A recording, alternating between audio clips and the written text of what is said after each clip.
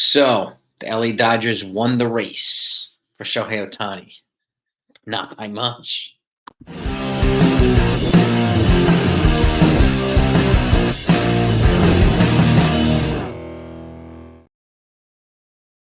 Yep. I see. You must be thinking, like, Jason, what are you talking about? You did with 700 million. Yes, they did. 10 years, $700 million. The LA Dodgers won the race for Shohei Ohtani. But there's an article, and I'm going to attach this down below from MLBTradeRumors.com. Okay. It's written by Mark Polishuk, and he also sorts Sportsnet's Ben Nicholson Smith. And he's hearing from some other sources corroborating this that the Toronto Blue Jays were the runner up in the Shohei Ohtani sweepstakes. There was all this hype, right? About him on a plane and this and that. It was being tracked, and John Morosi put out this stuff, and all these other people put out this stuff, and they had to apologize in advance publicly too. So, and it caused a freaking frenzy, and it wound up not happening, which ripped the hearts out of a lot of Blue Jay fans, and totally understandable. Like Yankee fans have had that experience lots of times. So, unfortunately, we can relate in that regard. But with that said, the Blue Jays here, according to these reports, and you can see the article for yourself, they were willing to put out an offer. It looks like they're in between the 650 and 675 range. 650 to 675 million dollars. And again, remember, the Japanese market in Toronto is not as significant as it is in LA, but it's pretty significant. So, and where it differs from LA too, who would have been a little bit more sheltered there. And but I don't know if he's had an appetite for playing on turf as much. And I know he had, he will have more marketing and endorsement opportunities in LA than he would in Toronto. But I got to give it to the Blue Jays. They put forth a serious offer. Serious offer. It says right here, too. Learning the Blue Jays that got within the ballpark of signing Ohtani probably doesn't ease much or any of the sting for Blue Jays fans. I absolutely, right? It still hurts. I get it.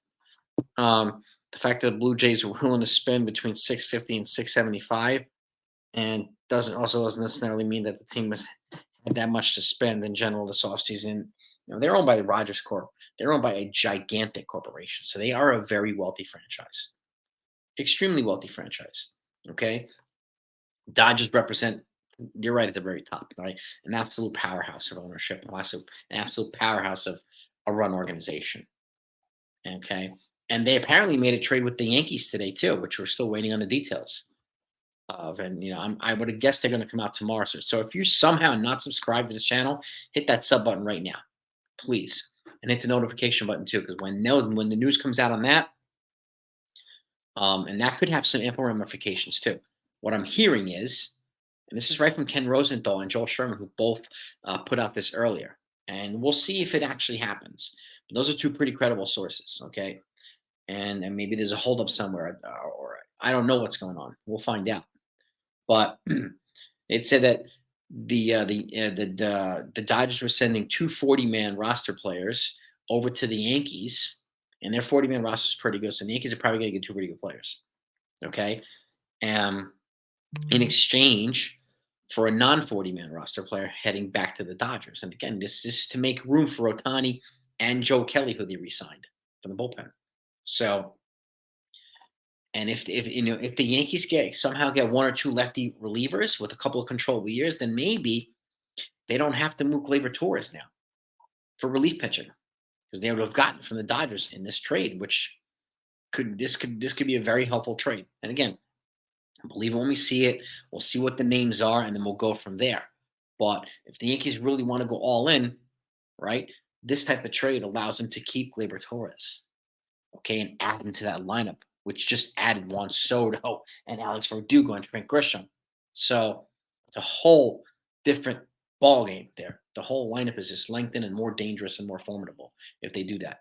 And if this miniature trade right now can put the Yankees in a good position to fortify their bullpen, this also probably means that they don't have to, if it's lefty relievers, that they don't necessarily have to bring back Wandy Peralta either. So, but it's still, they said it's going to be the back of the 40-man roster, but it's still, again, the back of the 40-man for the Dodgers is, better than the back of the 40 man for most of the franchise, and that's something to keep in mind. Um, so we'll see it. We'll see who it is and who they are actually. But then we don't know what the Yankees are going to give them either. But I don't think it's going to be anybody good. But I expect the Yankees to get at least one decent player. I'm guessing at least one of them is going to be a relief pitcher.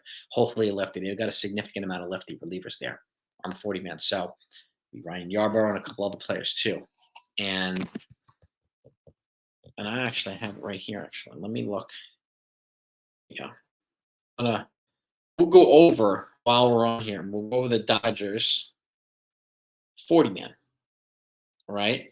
And you'll see how many relievers they've got. They've got a whole bunch, right? And here we go. Pitchers. You got Yancy Almonte, is a righty.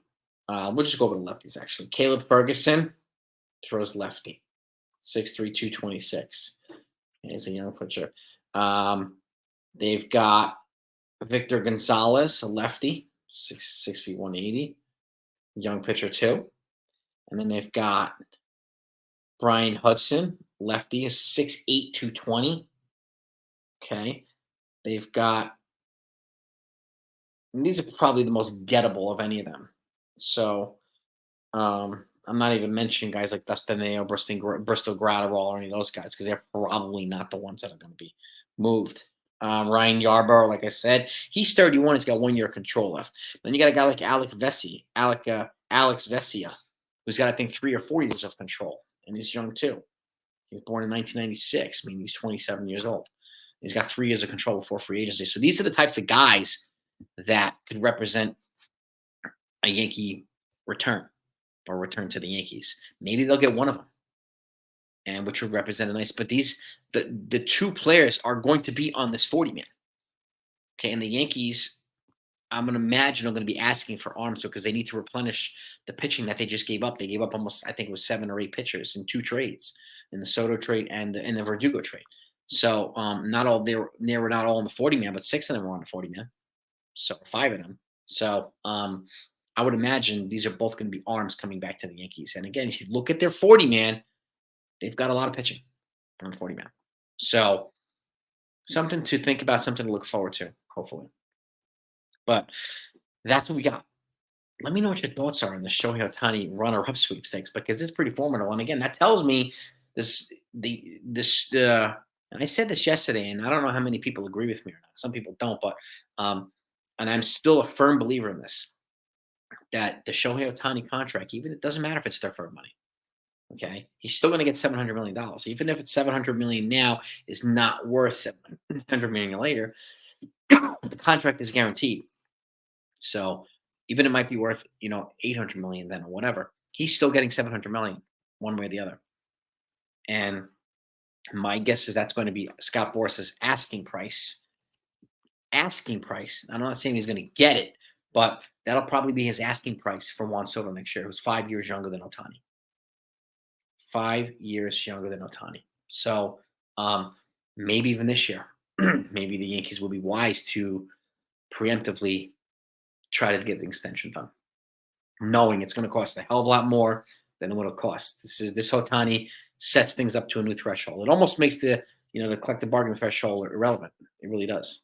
So, but I mean that took the Dodgers from I think 240 over to 310 just for Ohtani's salary alone. And if we defer money, it'll be a little different. And that since the Dodgers need to add pitching, the deferred money will probably come in handy. But I still think it still counts towards the salary cap in one way or the other. It might not all come out of their pocket in the beginning, but it'll still all count towards the salary cap. So, what's that light behind me? Is that the moon? But yeah, so looks like the Blue Jays about 675. Pretty damn competitive offer. So I'm relieved that he's not with the Blue Jays. We don't have to face him all the time. But we're going to face the Dodgers in June at Yankee Stadium. We'll be seeing Ohtani then. So have a great night, everybody. If anything else comes out, you'll get it. Peace.